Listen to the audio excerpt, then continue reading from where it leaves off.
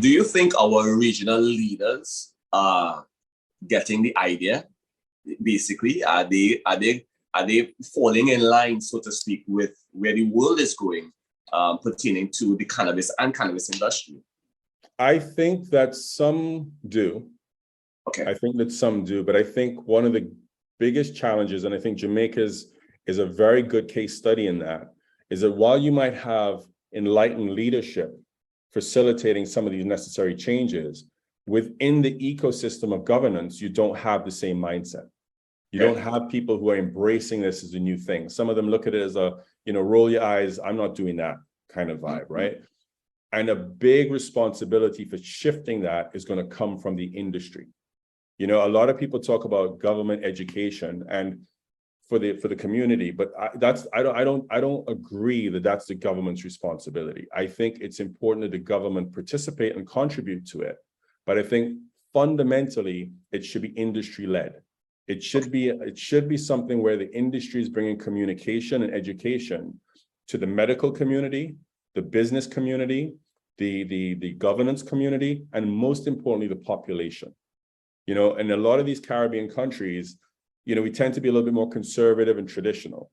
And you can sit and talk to your great-great-grandmother, right? Who's, there's a curve. People go through being very stubborn and what have you, a little bit more risk-taking. Then they get older, they tend to be a little bit more free sometimes. Yeah. But they will tell you, you can sit there for the most part, explain to them that cannabis prohibition started 70 years ago, okay?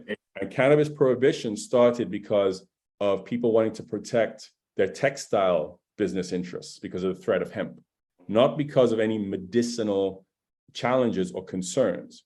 In fact, cannabis was on the American Pharmacopoeia. That means it's on the recommended list of what you should give people with different ailments. The doctors can now officially give to patients. People don't understand this. When prohibition came into being, the medical community in the United States was like, well, hold on a minute. What do we do now? Because we use this as medicine to help people. Okay. So these are facts, but you also have a mentality sometimes that comes along with, yeah, but if that was true, they would never have done that. Right? Or there must be something there, not understanding that initial decision has just been supported and reinforced by other actions to continue to justify what was done before.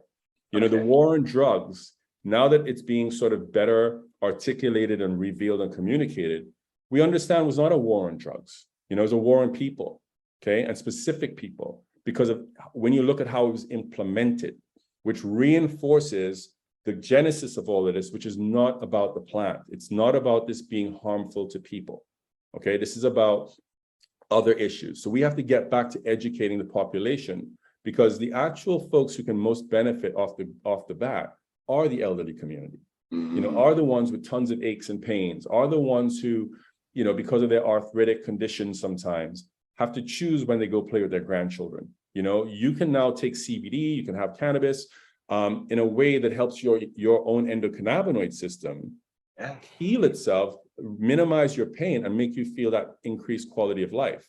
So these are messages that we have to communicate because they're very well substantiated by data.